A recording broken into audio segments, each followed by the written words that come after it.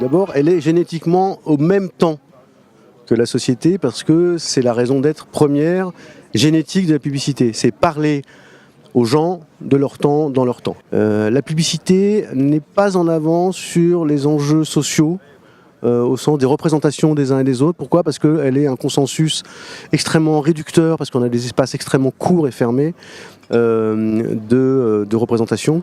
Donc elle n'est pas la première à être, on va dire, active sur ce point-là, mais la poussée et les poussées sociétales font qu'elle avance, et dès qu'elle libère la parole sur ces sujets, elle fait avancer la machine.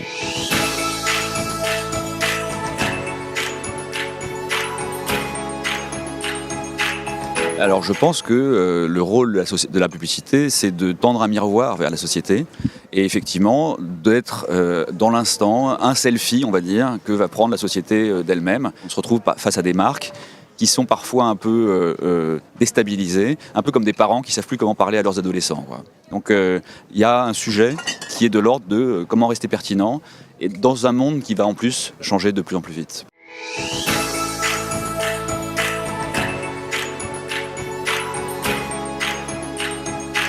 La publicité, elle est vraisemblablement plus souvent en avance. Et elle est en avance notamment parce que c'est un secteur économique qui est toujours en anticipation des mutations d'usage, des mutations technologiques. Et que d'une certaine manière, la publicité permet à nos clients de mieux les comprendre, de mieux les intégrer dans leur stratégie et de formaliser les transformations les plus importantes de la société.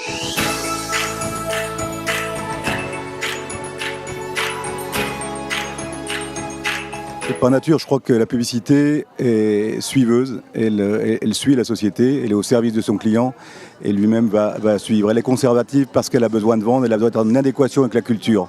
Ce qui peut se passer, c'est que tu peux avoir des publicitaires ou des agences qui sont disruptives, qui vont, elles, accompagner le changement ou même aider son client par du rôle de consulting à aller plus loin et à se transformer au même rythme que la société. Mais elle sera, je pense, toujours légèrement avec un effet retard sur la société. Fin du troisième opus des Nice Morning ici à Cannes, dernier épisode aujourd'hui.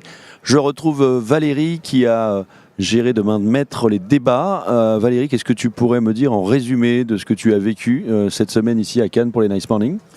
Je dirais qu'en résumé, c'était une semaine assez intense et assez enrichissante parce que c'est vrai qu'en animant toutes ces tables rondes, j'ai rencontré pas mal de gens.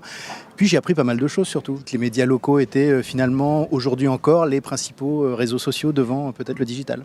Voilà, Nice Morning, c'est terminé. On se retrouve bientôt. Pas demain malheureusement, mais très très bientôt certainement. Merci. Ciao.